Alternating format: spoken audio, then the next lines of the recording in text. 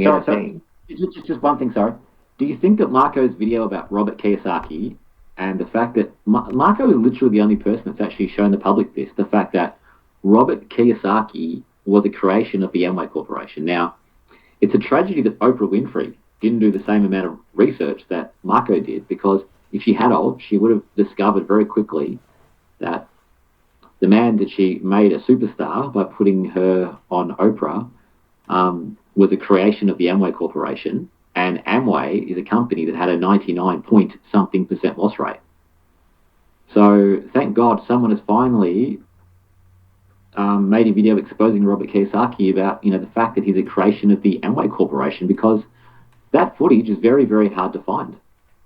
I mean, I think it's one of the most extraordinary things that the other big anti-MLMers aren't talking about, the fact that this business guru who is being promoted by Donald Trump and the whole media was a creation of a MLM company with a 99-point-something% loss rate. Kiyosaki, for me, has got to be almost the biggest fraud of our time. And good on. So do you give him some credit there? That was a good video where he exposed Robert Kiyosaki. I think it's the most in-depth one.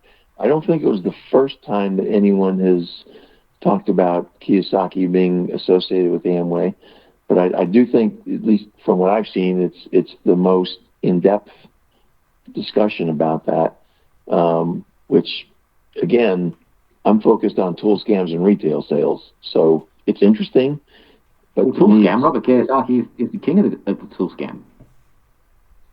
Well, the tool scam was around way before Kiyosaki came on the scene. How many people have made more money from tool scams than Kiyosaki? Oh, there's plenty of people that have made more money. Dexter Yeager, Bill Britt, Jim Dornan. Yeah, all those guys made a whole lot more money than Kiyosaki has from the tool scam. Kiyosaki basically has his books. He has his books and his board game, and he's made a lot of money. Don't get me wrong, but nowhere near as much as the big kingpins in Amway, the distributors. They've made far more than he has, and he's just one small part of the tools. There's a bunch of other people involved in Amway too. There's a guy by the name of David Ring who has some kind of disability. I can't remember exactly what it is, but I actually saw him in person, and I've seen Kiyosaki in person when I was in Amway. So you used to be a Kiyosaki fan? I wouldn't say I was a fan. I mean, I read his books, and I saw him in person, and I think he does have some good things to say as far as the four quadrants. I think that's a very well-constructed, logical approach to, different ways to make money. And I think he has some good financial ideas. Now, when I say he has good financial ideas, that doesn't mean that they're being implemented within Amway. Amway talks about, my upline, when I say Amway, my upline used to talk about, how to get out of debt. Well, they were the kings of creating debt with the tool scam. And so it's kind of duplicitous to talk about things like you're helping somebody, and in reality, you're doing the exact opposite. So I think Kiyosaki's information is also misused, and I think Kiyosaki is aware of that. It's hard to believe that he's not aware of that. So Kiyosaki changed his philosophy when he got put onto the Amway book list. I've just looked it up though. Robert Kiyosaki's one book, his most popular book, Rich Dad Poor Dad, has sold over 40 million copies. That's just one of his books. He's written a heap of books. So he's got that, plus he's got his speaking engagements, plus he's got the speaking payments he gets when he goes to an Amway function, and then he's got his courses, then he's got his board game. I think you'll find that Robert Kiyosaki is the biggest seller there is of tool scams, because I consider every single thing he's sold to be a tool scam. Well, he does things outside of Amway. Without Amway, he wouldn't have sold any of those tools. He's the biggest. Yeah, Amway definitely got him started. There's no doubt. But he does a lot of stuff outside of Amway. I think more than anyone. Again, I don't know how much he's made, but it's hard for me to believe that he's made more than Dexter Yeager did. for example, because Dexter Yeager had not Top just five. him. At the very least, he's in the top five. I couldn't tell you. I mean, it's hard to quantify. And do you divide only the Amway stuff, or do you take everything Amway and outside of Every single thing Amway? he sells, I think is a tool scam, because people are buying it thinking that he's made all this money in ways that he hasn't made it from. If people knew his story, that he was a creation of the Amway Corporation, nobody would buy any of his books, nobody would attend any of his speaking engagements, and nobody would pay thousands of dollars to attend one of his courses. Every single cent he's made has been as a result of a false, misleading story, and the Amway Corporation sticking him on the book list. And then Oprah Winfrey sticking him on Oprah. Oprah is the... I would say that the Amway Corporation made him big, but it was Oprah Winfrey who made Robert Kiyosaki explode. That's when I first heard about Robert Kiyosaki, before Dad was in Amway, was on Oprah. Oprah definitely put him in the mainstream, because, when Kiyosaki was within Amway, Amway keeps things insular, inside of the corporation. They don't do a lot of publicity. So you're right. He was not well known publicly to the general public until Oprah had him on her show. Now, the way I look at this, and I think we talked about this last week, Peter, maybe the week before, all these MLM coaches like Eric Worre and, some of the other guys, I see them from the aspect of being misleading as less misleading than the Amway upline, from the standpoint that when they go out and do their coaching, because they do sort of generic MLM coaching, right? They're not associated with just one company. They go out there and they'll. In April of 1997, I printed 1,000 copies of this book, thinking, okay, my rich dad has given me all this information. I wrote it up. I'm going to hand it back. I created my board game cash, and anybody who wants to hear about it can hear about it. But if nobody wants to hear about it, fine. I've done my job. I reported what I learned. I put down in writing what I had learned, and I was going to move on. So then after April, we sent out copies to every book, like all the big publishers and every distributor and bookstores, and they all sent the book back that said, nice book, but we're not interested. So after about 3 months, I still had 1,000 copies of this book. And nobody wanted the thing.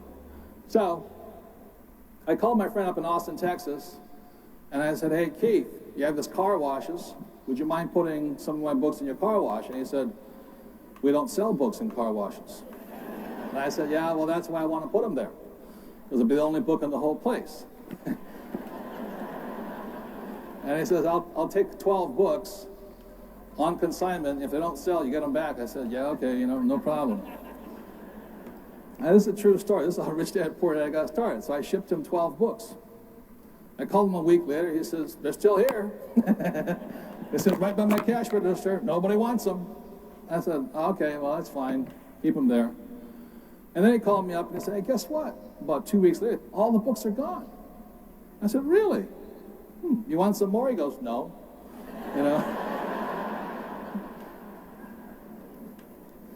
So then the time goes on and on and on. So now it was published in April. It's now about August.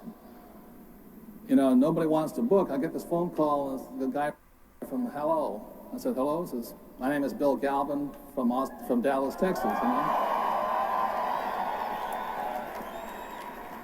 I said, how you doing, Bill?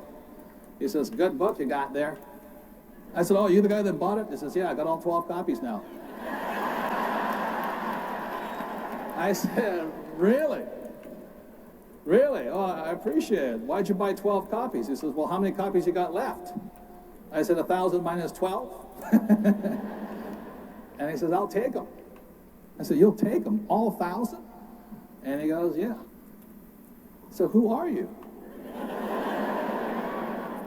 He says, I told you, my name is Bill Galvin from Dallas, Texas. I said, yeah, but why do you want 1,000 copies? He says, because I'm a diamond with the Amway organization. I went, Oh, I got it, you know. And ladies and gentlemen, that's how this book got started. So I'm here to say thank you all very much.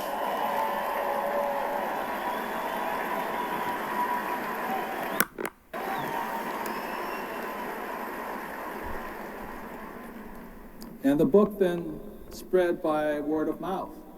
It just spread and spread and spread. We kept hearing from you and things like this.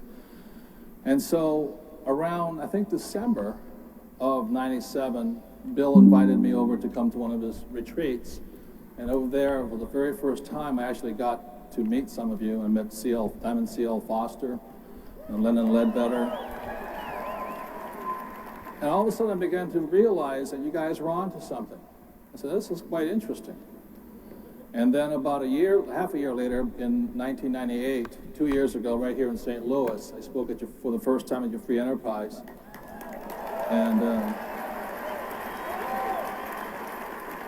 that's when I met Dexter and Bertie Yeager. And I didn't say much, and he didn't. Old Dex didn't say much. You know, do talks Sometimes to it's the little... any MLM distributor that wants to pay to see them do their thing. To me, that is more honest from the standpoint that Eric Worre is making his living doing that.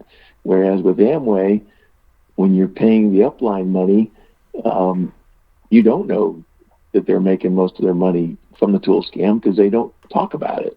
And so, even though I think Eric Worre is a creep, at least he's more honest from that standpoint. And I think Kiyosaki is the same way.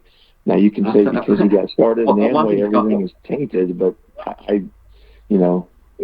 One thing, Scott. Robert Kiyosaki talks about the worst thing you could ever do in your life would be to have a job. Robert Kiyosaki works a job. When he goes and speaks at an Amway function, he's being paid a wage from the Amway Corporation to make that speech. Robert Kiyosaki is an employee of the Amway Corporation. That's not his main job, though. How does that not make him an employee? That's not his main job, though, right? But he's still working as an employee. If someone gives you money to go to a function and to say certain things that you may not even believe in, but you're saying them because you're getting paid, that makes you an employee. Well, getting paid doesn't make you an employee. What makes you an employee is you go in and whether you sign a contract or not, you still have to follow all the company rules. You typically get benefits and all that kind of thing. But he's basically just like an Amway distributor. He's an independent contractor who gets paid money to come in and talk. But I wouldn't call that as an employee. He doesn't have a wage to do a job. He's being paid to do a job. He's not being paid a wage. And he's pretending to believe things he doesn't believe in to get this wage. It's like he's like a car salesman who knows the car's a piece of junk, but he pretends like it's a quality car that's going to last a long time because he's getting a wage. It's the same thing. Yeah, don't get the impression I like Kiyosaki because I think he knows what he's doing and it's bad. But